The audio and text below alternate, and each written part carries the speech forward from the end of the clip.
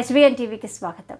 మైనారిటీల సంక్షేమం కోసం రాష్ట్ర ప్రభుత్వం ప్రత్యేక కార్యాచరణ రూపొందించిందని, ముస్లింల కోసం ప్రవేశపెట్టిన పథకాలను అర్హులైన వారు సద్వినియోగం చేసుకోవాలని రాష్ట్ర పంచాయతీరాజ్, గ్రామీణాభివృద్ధి, గ్రామీణ నీటి సరఫరా, మహిళా శిశు సంక్షేమ శాఖ మంత్రి దనసరి అనసూయ సీతక్క అన్నారు.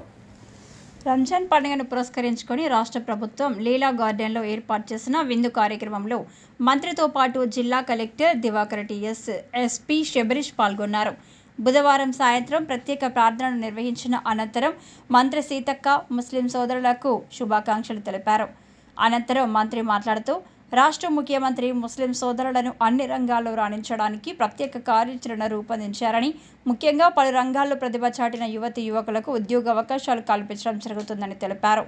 ఈ కార్యక్రమంలో అదనపు collector CH Mahender, G Sampath Rao, గ్రంథాలయ సంస్థ chairman Ravichander, RDO Venkatesh, minority సంక్షేమ శాఖ అధికారి రవీందర్ రెడ్డి, డిపిఆర్ఓ రఫీక్, డిపిఓ దేవరాజ్, ముస్లిం మత పెద్దలు, ప్రజాప్రతినిధులు, ముస్లిం మతస్థులు తదితరులు పాల్గొన్నారు.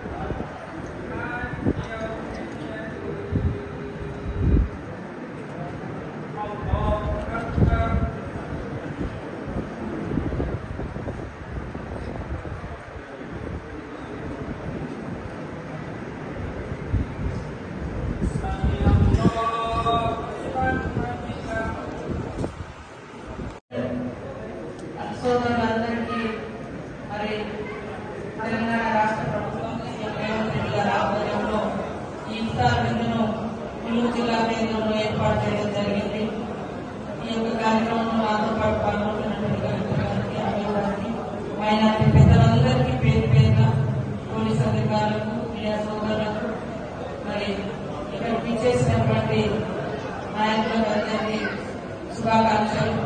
మైనార్టీల అభివృద్ధికి కాంగ్రెస్ ప్రభుత్వం కట్టుబడింది. ఈ రోజు కూడా బడ్జెట్ లో 3,000 కోట్ల రూపాయలను గతంలో ఉన్నటువంటి విధంగా బడ్జెట్ లో కూడా ప్రవేశపెట్టడం జరిగింది. అదేవిధంగా మైనార్టీ యువత విద్యార్థులు చదువుకోవడం కోసం 500 మందికి విదేశీ విద్యను కూడా మరి అందించడం కోసం మొన్ననే మరి స్కాలర్షిప్, ఓవర్సీస్ స్కాలర్షిప్ అని 20 లక్షల పథకాన్ని కూడా 500 మంది మైనార్టీ విద్యార్థులకు అత్యధికంగా ఇవ్వడం జరిగింది. అదే కాకుండా రేపు మన రాష్ట్ర యువ వికాసంలో కూడా మైనార్టీ యువతకు ఉద్యోగ ఉపాధి అవకాశాలు లేక ఇబ్బంది పడుతున్నటువంటి వాళ్లకు వాళ్ళ కాళ్ళ మీద వాళ్ళు నిలబడే విధంగా మరి చిన్నగా షాప్స్ కానీ బిజినెస్ కానీ పెట్టుకోవడానికి 4 లక్షల రూపాయల వరకు కూడా ఆ పథకాన్ని వర్తింపజేయడం జరుగుతుంది. అదేవిధంగా పేద మైనార్టీ సోదరులకు, పేదలకు ఖచ్చితంగా 20 ఇళ్ళు కూడా వర్తింపజేయడం జరుగుతుందని తెలియజేస్తా ఉన్నాం.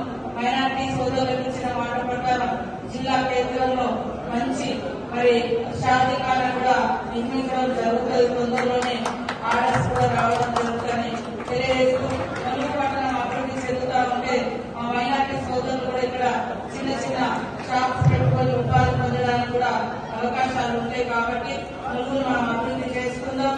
మన నెల్లూరు ప్రాంత యువకులు కానీ, బిడ్డలు కానీ అందరూ కూడా కలిసిమెలిసి అన్నదమ్ములాగా అభివృద్ధి